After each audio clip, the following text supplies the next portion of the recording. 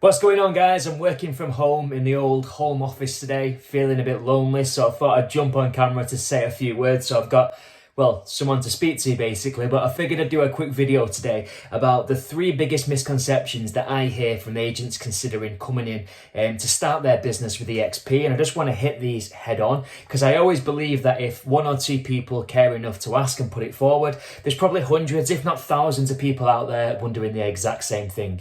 Now, in at number 3, one thing that I hear quite a lot are agents saying, well, if I want to earn good money from this kind of framework, surely I need to be in a great market. They say, Ben, I bet all your top performers at EXP are in Mayfair, in Chelsea, in city centres where the real estate's going through the roof, the demand's massive and the prices are really high. Now, it goes without saying, if you're blessed to be in a market where you've got high average values and you're working to a percentage-based model, clearly the average fee might be slightly higher. But let me tell you that factually, some of our top performers are in markets that you might look at on paper and think, wow, you'd never earn any money from that location. For example, we've got Ian Wynne-Jones in North Wales, absolutely crushing it, probably going to do over £500,000 this year in the next 12 months. We've got other agents in the northeast, in and around Newcastle, North Yorkshire. I myself am based in Blackpool, which has got an average price of about 160k, and I've done over 100k in the last 12 months. So we've got agents in pockets of areas that would have low average prices that you might not consider to be hot markets that are still doing great business. So I honestly believe that a great agent is more important than a great market when it comes to building a great agency. Now, in at number 2, the second misconception that I want to hit straight on is that you need a ton of money to start up in this kind of framework, because that's absolute nonsense. I started myself with just over £2,500.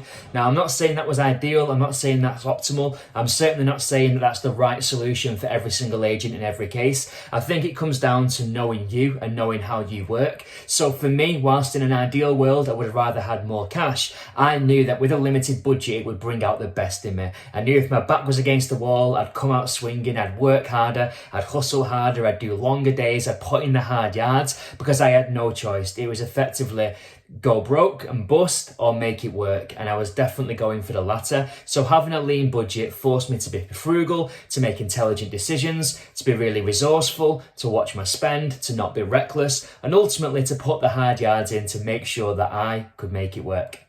And finally, the last point in at number 1 is that it's not possible to run a business and have a good work-life balance. That's absolutely nonsense. And I myself am the biggest kind of proof, really, that that is not the case, because my work-life balance has never been better. Now, I'm not saying in the early stages you don't have to work hard and you don't have to prospect and hit the road and post letters and do your touting and flyering and knock on doors or whatever it is you're going to be doing. Of course, in the initial stages, you're really pushing and working hard to build the business. It's kind of like, I don't know, if you think about in physics, you know, the hardest part of launching a rocket is coming off the pad, right? It's a massive burst of effort and energy to get tons and tons of metal into the air. And then once it's into the atmosphere and it's got momentum, it continues to go and glide and it requires less of an effort. The same with a train coming out of a train station. All the work is in the first 10%. Once it's out the station and once it's hitting full speed, it just kind of sips and chugs along. It's the same with your business. You have to put that work and the hustle and the effort in the early stages.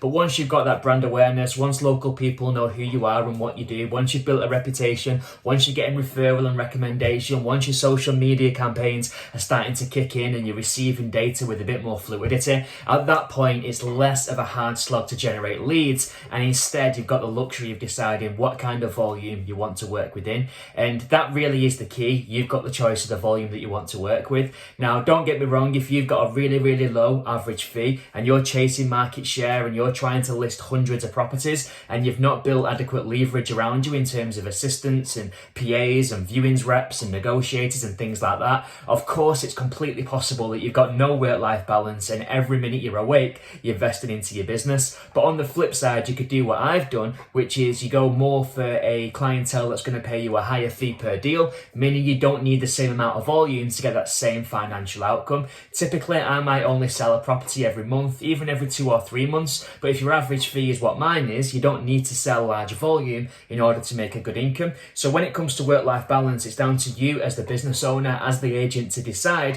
what volume you want to work with, how much time you want to invest, and then working out what the fees need to be and how many properties you need to sell per personally in order to meet your financial outcome.